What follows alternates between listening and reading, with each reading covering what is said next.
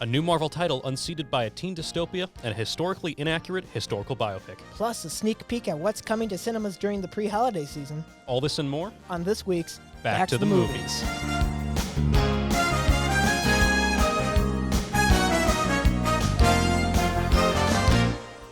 Welcome to Back to the Movies. My name is Robin Oakman. My name is Winston.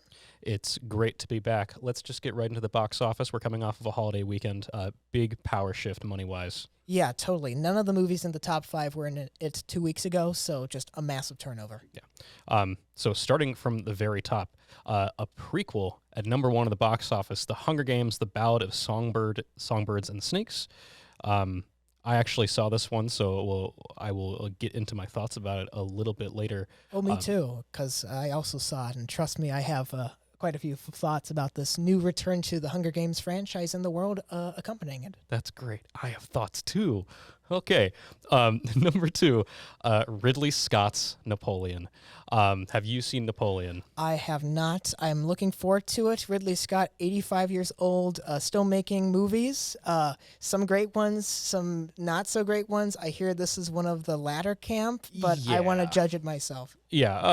I think it's made headlines recently because of historians saying, Napoleon didn't do that. I don't know why you thought Napoleon did that. And then Ridley Scott says, well, it's all the teenagers' fault because they're all on their phones. Same thing that happened with The Duel a couple years ago. Yeah, you weren't there when Napoleon was alive. But yeah, let's keep moving. Number 3, Wish, which I've also been hearing not very good things about. Yeah, I would assume this would be a pretty disappointing opening for Disney's newest feature starring Ariana DeBose and Chris Pine. This is the opening weekend, that being the Thanksgiving weekend. And, I mean, with animated pictures, certainly there is a little bit more of a shelf life going into the Christmas season, but I don't know. Debuting at number 3 is pretty bad. Yeah, especially for Disney's 100th anniversary. So, yeah. Number 4, another kids movie, Trolls Band Together. Yeah. It's a movie. I mean, I know that just all-star cast, so many people are in it. Certainly a big hit with the kids. I have a very young cousin who is very into those movies. I watched the first one, and it was cute, I guess, but still holding in the top 5. I have to wonder how much the draw is with those, and how much of it is just, oh, well, we have Justin Timberlake, and he's going to sing a song, and it's going to make a lot of money, and be played on top 40 for months and months and months. I mean, they have NSYNC reuniting kind of here, so that's a big draw. That's a big deal, but I believe they also did that for, like, a Tide commercial, so... Oh, sorry, Downy Rinse and Refresh. That's right. I mean, Man of the Woods did a lot to Justin Timberlake's crew. That's all I will say. All right. Moving on, a title for the holiday weekend, Thanksgiving. It's a horror movie about, I believe, Plymouth. Yeah. So, I mean, Plymouth Rock certainly landed on those characters in that movie. Yeah, holding in there, second week at the box office.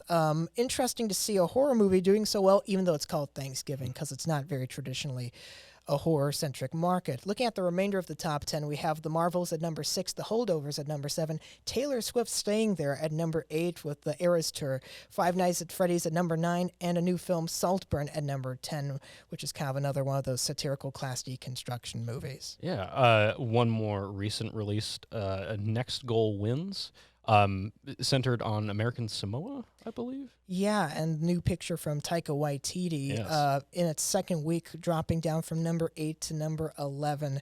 So it's a Searchlight picture, so a bit more of a mid-budget feature. I know that Taika has gone on record, like during recent weeks, saying that he pretty much did the Thor movies just for the paycheck. But I guess he's trying to get more to his more humble roots. But I really enjoyed his first Thor movie. The second one was a bit.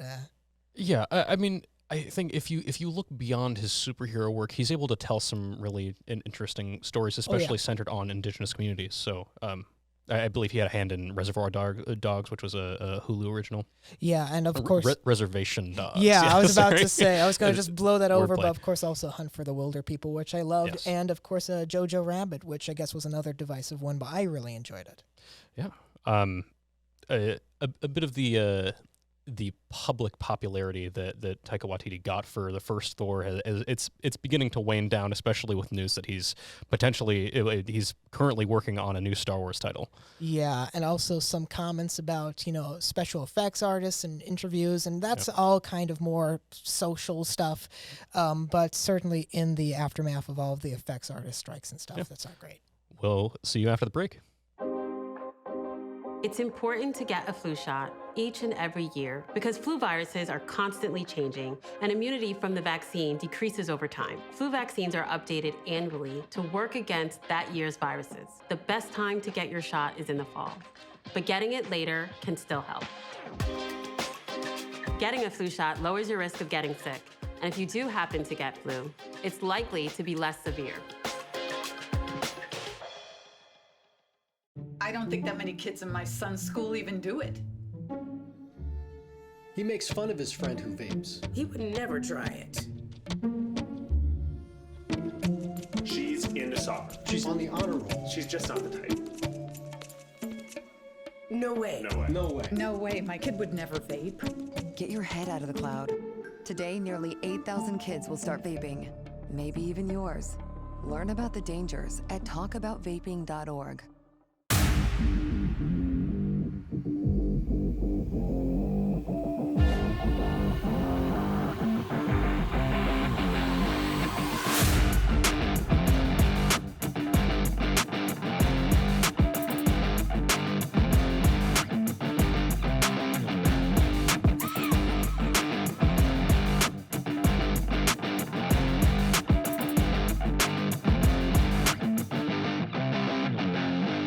Hutchinson, man, he's been dominating defense. You were talking Sauce Gardner, now you throw Hutchinson out here on a sleeper, No! he's a sleeper. Ladies and gentlemen,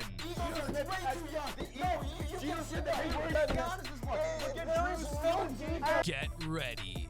No. The Suns are mentally weak. They're mentally fragile. You don't know what you're talking about. You need to It's crunch time. Welcome back. We're going to get a bit into my thoughts on what I've been watching recently. We'll start off with my prop. This is a Lego Tyrannosaurus Rex. I believe it comes from a Lego Ideas set. Fully posable arms. The tail can be moved. The head can be moved, and the jaw can be opened. So I thought it was appropriate for something that I watched recently, actually, while building the set. I watched 1993's Jurassic Park. Certainly not my first time watching it. Probably my 10th or 15th rewatch. If you put aside the script, if you put aside the cast and the costumes, all things that make it an iconic 90s film, you simply just need to look at the special effects because for the time it was revolutionary. ILM it sort of paves a path towards all the CGI things to come. I would certainly say so. I mean, those effects still hold up, but really I also think just the story and it's kind of being this modern Frankenstein tale and just all the great performances, so many memories, Yeah. Or great memorable moments, I should say. Yes, of course. And it spawned tons of sequels, but I think it stands alone really well, and it's great. It's really a jewel in Spielberg's work. Anyway, moving on. After 10 years of being on air, the anime Attack on Titan has finally ended. This is most notably because its last season has been going on, I believe, since I started college, and I've sort of gotten to grow with the series a little bit. I first watched the first season and read the manga when I was in middle school, so like 2013, and now 10 years later, I'm finally getting to talk about the end of this, and I think it puts a good bookend on the series, and it's a really good work, even if you put aside the fact that it's an anime. It tells a really interesting story about the cycle of violence, and a lot of very serious topics. Moving on, just gonna speed run through a few titles here. The Boys, the Amazon Prime original. I am continuing the second season. Very entertaining, very violent, not for kids. Same can also be said for Attack on Titan. Next, Scott Pilgrim Takes Off, which It's a Netflix original based on the graphic novel and the film, with all of the film cast returning to reprise their roles. People were expecting, it's going to be a direct adaptation of the graphic novels, so they'll fix a couple of things that they got wrong in the movie. No, it's a complete reimagining. And it's doing something really unique, and I've been very impressed with it so far. Next is Loki. I finished Loki season 2. Very promising, a very good bookend to Tom Hiddleston's career. We've touched on it in previous episodes. Doctor Who recently celebrated its 60th anniversary this past weekend. I'm a big fan of Doctor Who. I grew up watching, Tom Baker, the 4th Doctor, and Peter Davison, the 5th Doctor. But now David Tennant has returned. He's regenerated back. He played the 10th Doctor. He's now come back to be the 14th, and for a few specials. But the big ticket item, number one on the box office for this past weekend, I went out the day before Thanksgiving with my older siblings, and we saw The Hunger Games: The Ballad of Songbirds and Snakes. This is a prequel to Suzanne Collins' teen dystopia world, and it tells the story of Coriolanus Snow at the beginning of his political career, and I have some thoughts on it. I think it having grown up with Hunger Games, read the book in 3rd grade and seeing the movies, I was a little bit underwhelmed, but I also need to understand that it's okay when a series doesn't grow up with you. And I was very impressed by it. But ultimately, we'll get into it later with your thoughts. So yeah, we'll see you after the break. Hi, I'm not Greg Marcus. And I'm also not Greg Marcus. And welcome to Back to the Movies. If you want to watch 2, occasionally 3, college students talk about the movies they love and hate. Catch a new episode every other Friday on UTVS at 8 p.m. Also available on Vimeo. So please, join us. Now, if you'll excuse us, we have to get back to the movies.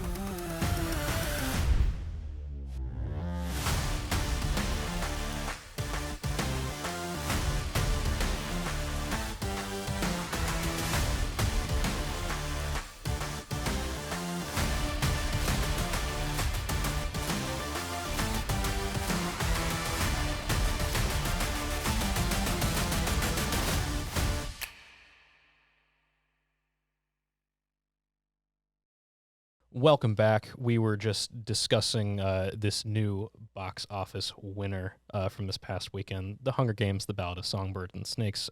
Winston, what are your thoughts? Yeah, I think that this is very interesting, and it's great to see The Hunger Games still holding it strong at the box office in its 2nd week against a fairly competitive market, and also 8 years after the last film, Mockingjay Part 2. Of course, lots of time has transpired. I think this movie came out at the perfect time to really benefit off of Hunger Games nostalgia. I'm finally starting to hear about people who grew up with those movies, and they're like, hey, those were pretty good. And I'd say that's kind of my thoughts on this one as well. It's pretty good. Lots of really good acting performances. Francis Lawrence returns as director. Great cinematography, art design. Really good music as well. But I think that just some of the logistics and the script writing is maybe where this movie just falters ever so slightly. Yes. My thoughts on the script. There's a lot of gimmicky wordplay with the dialogue, being that the main character's last name is Snow. So they, for some reason, just little sprinkles of snow jokes throughout the movie, which frankly I was like rolling my eyes in the theater. And one other reference to the Hunger Games as a whole that just it didn't leave me very happy. But certainly lots of wordplay with the Jason Schwartzman character. Yes, of course. I was very pleased with Jason Schwartzman's performance, Mr. Flickerman, who he's playing the father of Stanley Tucci's character from the original Hunger Games series, and he just brings this gravitas, this sort of game show host feel to this well, if I can use the word blood sport, that it makes it very comedic, and I thought it was just to stand out because Jason Schwartzman has had a really good year, both with Across the Spider-Verse playing the Spot and then Asteroid City. I'd also like to highlight Peter Dinklage, who I think really doesn't get used that much in this film, but he has a great scene towards the end of the movie, and also lots of just the kind of I'd say bit parts, the tributes, really lots of great physical acting in the arena that I'd like to highlight. But I think the main thing that didn't necessarily work was kind of the false romance at the heart of the movie. A lot of the dialogue seemed a little bit radio theater, and that's coming from a person who loves radio theater. And I wish that there was a little bit more done with the deception. What's training, what's real, what's kind of self-benefit, and what is actual genuine emotion. A movie that's very different than this, but deals with a lot of those same themes is Martin Scorsese's latest epic 3.5-hour film, Killers of the Flower Moon, which I saw quite a few weeks back, starring once again Leonardo DiCaprio, Robert De Niro, and in my opinion, the person who steals the show just ever so quietly with just this wonderful Olivia de Havilland type performance, Lily Gladstone, of course, based on the 2017 nonfiction book, The Killers of the Flower Moon, The Osage Murders and the Birth of the FBI. What I loved about this movie is that it's kind of allegorical. Instead of, sure, it's about crimes and actual murders, but it's really the end sequence, which I think lots of people are a bit confused by. It really implies that it's more about the greater cultural murder and the murder of forgotten, history and forgotten stories and forgotten culture. I think that was a very poignant way to close the movie. And overall, once again, 3.5-hour movie blew by right for me. And to close out, have Charlie Brown Christmas lunchbox right here, because the final movie I'm going to be talking about is a bit of a Christmas movie, The Holdovers. I saw it very recently. It's a period piece, 1970s, kind of college-based dramedy starring Paul Giamatti and Joy Randolph, and a whole litany of great actors in small parts. Really a heartbreaking movie and also a heartwarming movie. I think that the way you interpret the ending is going to be very based on your own emotional feelings. I think it's a great movie, one of the best of the year, and perfect for the Christmas season. Excellent. We'll have Brett joining me in the studio.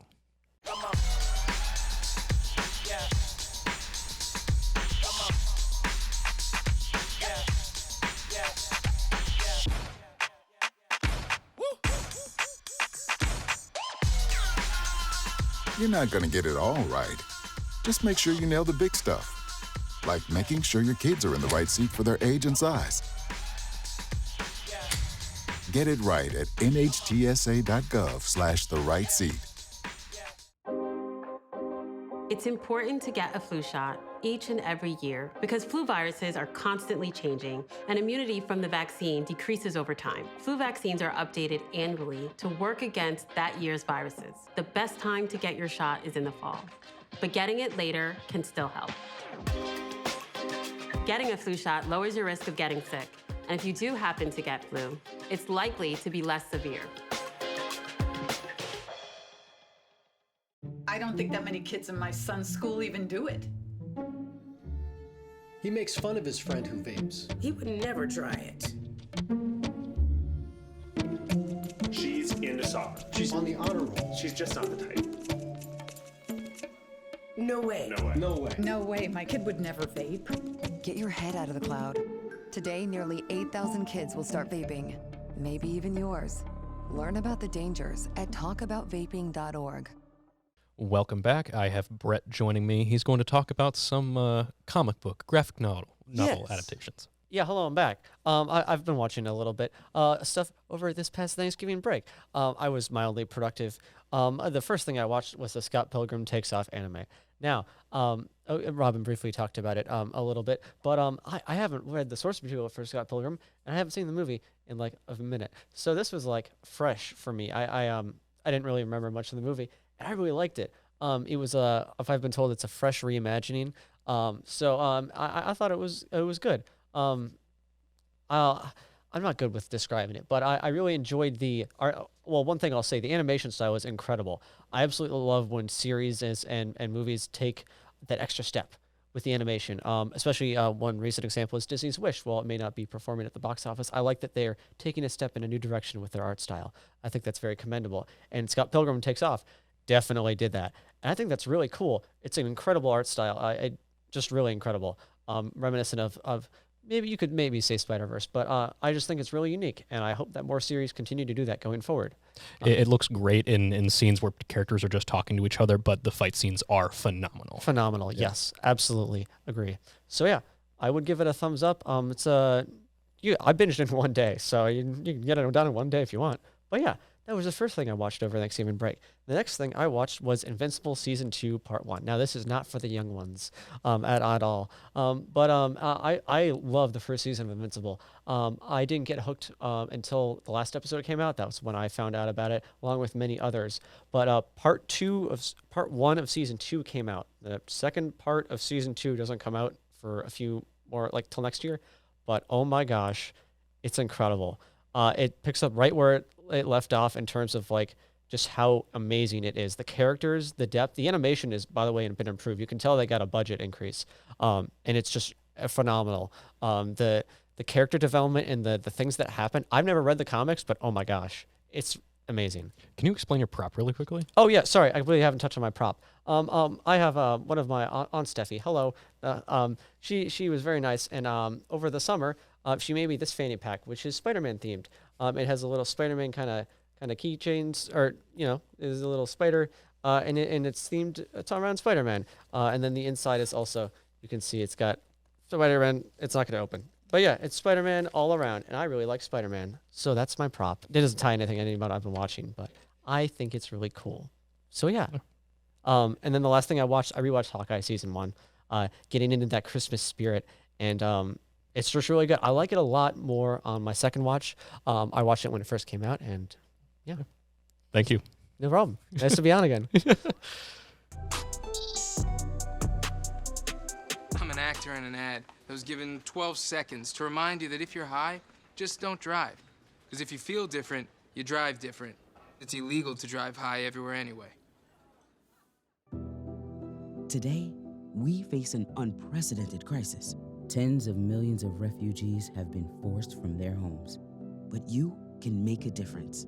Turn disruption and despair to hope and opportunity. Even small amounts make a big difference. Provide shelter, support, or jobs in your community. The more we understand, the greater sense of belonging we create. Act now. Visit supportcrisisrelief.org. Best crowd in college hockey. Best atmosphere in college hockey. I mean, this is what it's all about. Again, so far, St. Cloud getting an opportunity here. Cooper scores! Turnaround shot, Messi, they score! To guarantee a spot, and we'll put ourselves in a good spot. There we go.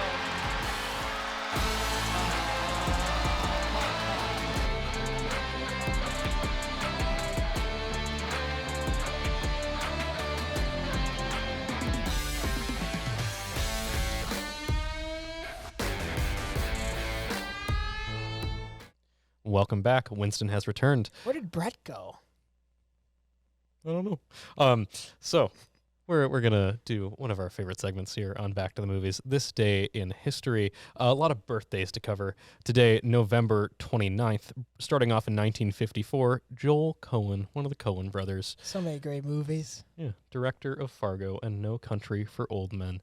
There's a very clear, consistent style with his work. Unless it's the Hudsucker Proxy, which is great anyway. Okay. 10 years after that, Don Cheadle is born. He's best well known for his portrayal of Colonel James Rhodes in Iron Man, also known as the War Machine. But he also has an interesting performance as a British man in Ocean's 11. Yeah. I forgot. I always forget he's in that. Then in 1972, Brian Baumgartner. People will know him as Kevin from The Office. If you ever see a video on the internet of a man like dropping a giant pot of chili and directly onto an office carpet, that's Brian Baumgartner. That's his character from The Office. 1976, two birthdays. Anna Faris, known for Scary Movie, and the late great Chadwick Boseman, Black Panther. And many good biopics as for Thurgood Marshall, for Jackie Robinson in 42, and James Brown. Oh, yeah. And Ma Rainey's Black Bottom as well. He gives a great performance in that as well.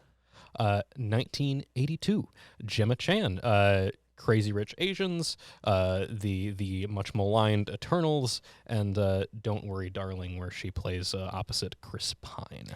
A few other birthdays I'd like to shout out. 1895, going back a ways, Busby Berkeley, famous choreographer of lots of musicals in the 1930s during the Great Depression, really informed the whole musical style. 1945, Billy Wilder's Lost Weekend premieres in Los Angeles, so that's a bit of a classic film. Billy Wilder, certainly one of the great directors.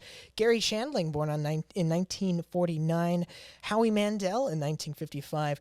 In 1981, Natalie Wood tragically passed away under some mysterious circumstances, but of course, great actress, probably best known for West Side Story. And then in 2002, the concert for George Harrison was held at the Royal Albert Hall, featuring an all-star cast, and that concert movie came out later that year. Brilliant. Let's get into what's coming soon. Before we do that, a little shout out to movies being shown for free at Atwood Memorial Center on the campus of St. Cloud State University. Present your student ID to get in free to see Barbie this weekend, which we've talked many times on Back to the Movies. It was the big hit of this year. But yeah, free popcorn and soda and candy.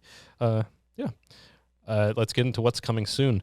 On December 1st, Silent Night, the directorial return of John Woo, best well known for a lot of Hong Kong action flicks, but we've mentioned him before on the podcast as the director of Mission Impossible 2, which is kind of silly, but I love it.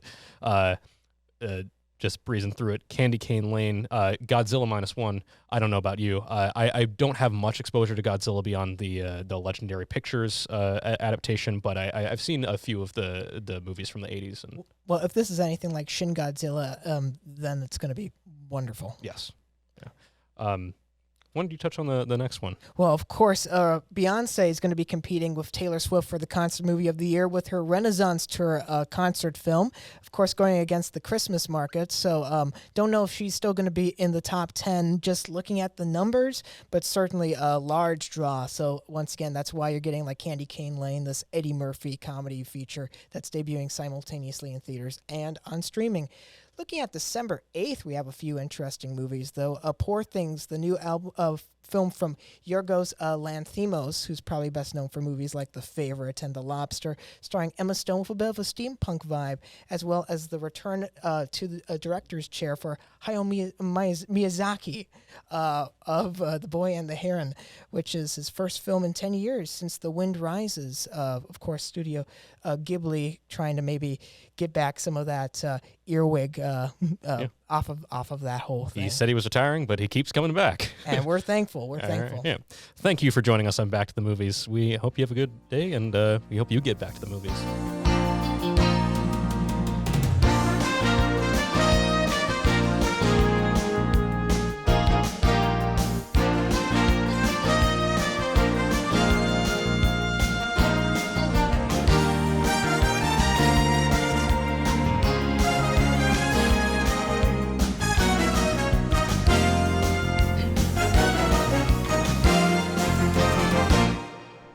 I don't think that many kids in my son's school even do it.